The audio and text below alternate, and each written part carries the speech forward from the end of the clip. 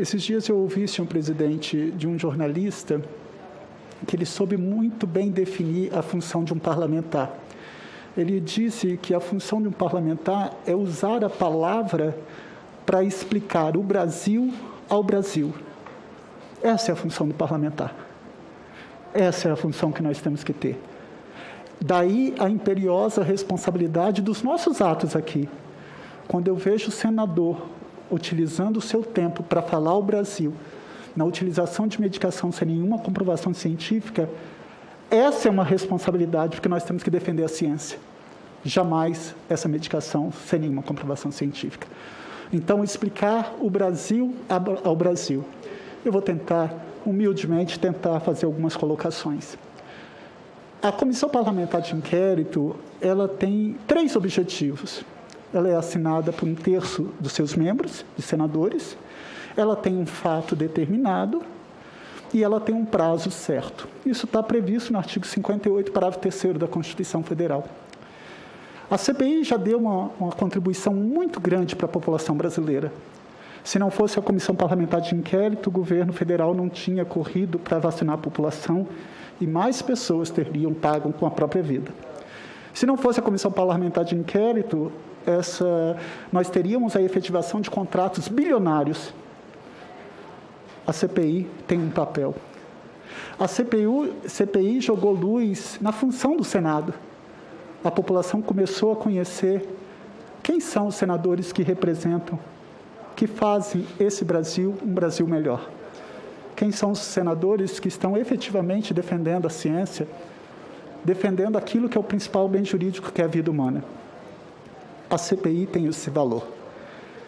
Só que imaginava-se que a Comissão Parlamentar de Inquérito fosse apenas buscar a omissão do governo federal e dos seus secretários e ministros. Fatos. O presidente apostou no tratamento precoce. Crime de charlatanismo. Fato. O presidente apostou na imunidade de rebanho. Isso é crime de pandemia qualificada. Isso é crime hediondo. Fatos. Foi provado aqui que os ministros da Saúde não tinham autonomia no Ministério da Saúde, tinha gabinete paralelo. Não existe gabinete paralelo na estrutura do Estado Democrático de Direito. Crime de usurpação de função pública.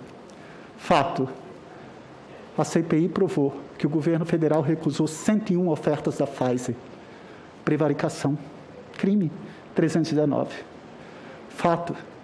A CPI também provou que os nossos irmãos em Manaus morreram por falta de oxigênio. Isso não se faz. A CPI está provando irregularidades no contrato da Covaxin, corrupção passiva, que nem precisa, quando eu vejo senadores falando aqui que precisa da obtenção da vantagem, não sabe nem a diferença de um crime formal para um crime material. Basta solicitar, já está consumado o crime. É um fato. E contra esses fatos não há argumentos. A CPI provou de forma contundente, que o presidente não faz uso de máscara, é contra o distanciamento social, é contra a utilização de álcool e gel. Isso é crime de infração administrativa previsto no Código Penal. É preciso explicar, através da palavra, mostrar o Brasil ao Brasil. Porque o principal bem jurídico, e isso eu aprendi no banco da faculdade, é a vida humana, é o respeito à integridade física e à saúde. E é necessário que a população entenda a responsabilidade do governo federal no agravamento da pandemia, porque nós já estamos chegando a 600 mil pessoas que perderam sua vida. E quanto que vale uma vida humana? 20 milhões com sequelas irreparáveis. A vida humana, ela não é uma pauta de ideologia de esquerda ou de direita. A vida humana, ela não é uma pauta de governo ou de oposição. A vida humana é uma garantia constitucional. Isso não sou eu que estou falando. É o artigo 6º e 196 da Constituição Federal que está expresso quando diz que a saúde pública é direito de todos e dever do Estado. Isso é um fato incontestável, que nós devemos estar aqui falando diuturnamente. Mas agora, a CPI jogou luz para um fato que eu jamais pudesse imaginar que eu iria presenciar. Um hospital chegar ao ponto de determinar prazo de permanência em UTI e depois deixar esses pacientes à própria sorte com tratamento paliativo, isso é crime de homicídio qualificado com recurso que dificulte ou torne impossível a defesa da vítima. Isso está lá no artigo 121, parágrafo 2º do Código Penal, que é crime hediondo. E para quem sobreviveu, como o senhor que está aqui, isso é um crime de homicídio qualificado por esse recurso que torna impossível a defesa da vítima, na forma tentada, porque não se consumou por circunstâncias alheias à vontade deles. E é necessário, e eu faço um apelo, para que essa comissão parlamentar de inquérito, efetivamente, atribua a responsabilidade, não só do presidente da República, mas quem, de qualquer forma, tenha concorrido para a prática de todos esses crimes. Eu jamais podia imaginar que você dá entrada no hospital com o CID, com o Código Internacional da Doença da Covid, e que depois é alterado isso. Isso é crime de falsificação de documento público. E quem usou o documento é o uso de documento falso. Nós não podemos permitir isso. É preciso explicar isso ao Brasil. O Brasil tem o direito de saber isso. E volto a falar, isso não é uma pauta de um partido A, B ou C. Essa é a pauta de quem luta para preservar o principal bem jurídico, que é a vida humana, o respeito à integridade física e à saúde. Não é à toa que, quando abre alas do Código Penal, ele começa nos crimes contra a vida, porque o principal bem jurídico é a vida. Ele não começou com os crimes contra o patrimônio, mas foi com os crimes contra a vida: homicídio, induzimento, instigação, auxílio ao suicídio, infanticídio e aborto. Mas é preciso que essa CPI dê uma resposta. E que nós tenhamos o comprometimento de também, eu espero que o Procurador-Geral da República, ele tenha como Bíblia a Constituição da República Federativa do Brasil. Ele saiba que ele é o guardião da espinha dorsal do Estado Democrático de Direito, que é a Constituição da República Federativa do Brasil. Eu queria muito que a Procuradoria-Geral da República tivesse uma atuação mais contundente durante essa pandemia, porque é uma instituição de extrema importância para combater toda e qualquer forma de conduta ilícita e ilegal. E eu quero aqui fazer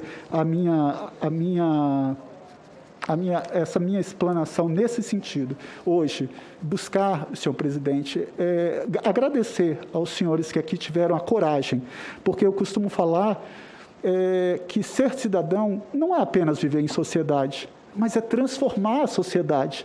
E o que nós, o que vocês estão fazendo para transformar a nossa sociedade numa sociedade mais justa, fraterna, igualitária, inclusiva e plural? É isso. É necessário que a gente faça essa autoanálise, essa percepção. É necessário que o senhor fez um juramento quando fez um curso de medicina. Nós temos uma responsabilidade, os senadores têm uma responsabilidade aqui nessa casa.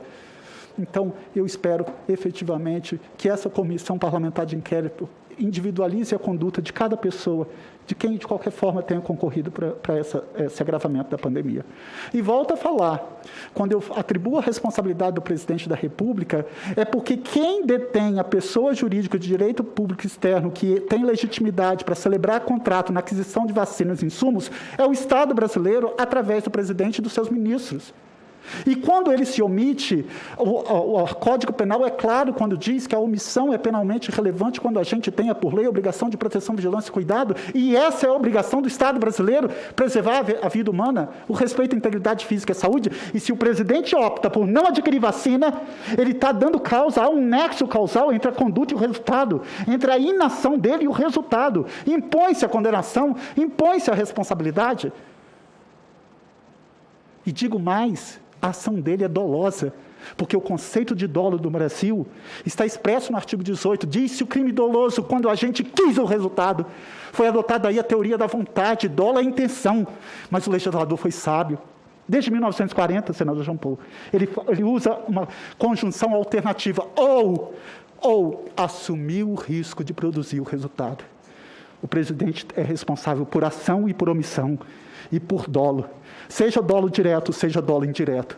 E quem, de qualquer forma, tenha concorrido por isso, deve ser responsabilizado. Isso não sou eu que estou falando, é o Código Penal, quando trata do concurso de pessoas, ou codelinquência, ou concurso de agentes, expresso no artigo 29. Quem, de qualquer forma, concorre para o crime, incide nas mesmas penas a este combinado na medida de sua culpabilidade. Essa CPI já deu uma resposta muito positiva à população brasileira. Eu tenho muito orgulho de estar nessa legislatura com colegas como o senador Randolph, como o senador Jean Paul, a senadora Soraya, a senadora Zenaide, tantos senadores que estão aqui na defesa intransigente do verdadeiro Estado Democrático de Direito.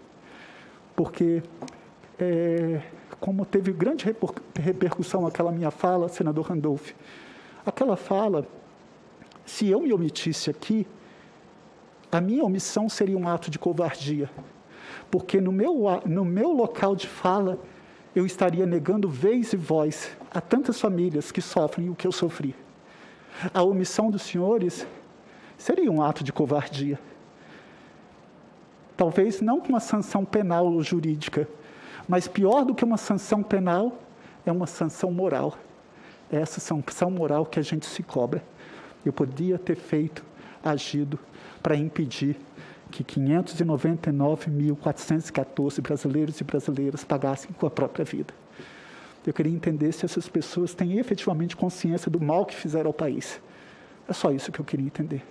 Finalizo com uma frase de um poeta que eu gosto muito, que é Tiago de Mello, que ele diz o seguinte: nós não temos caminho novo. O que temos de novo é o jeito de caminhar.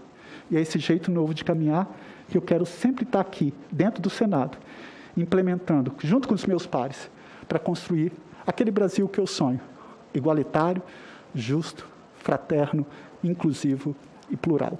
Muito obrigado, senhor presidente.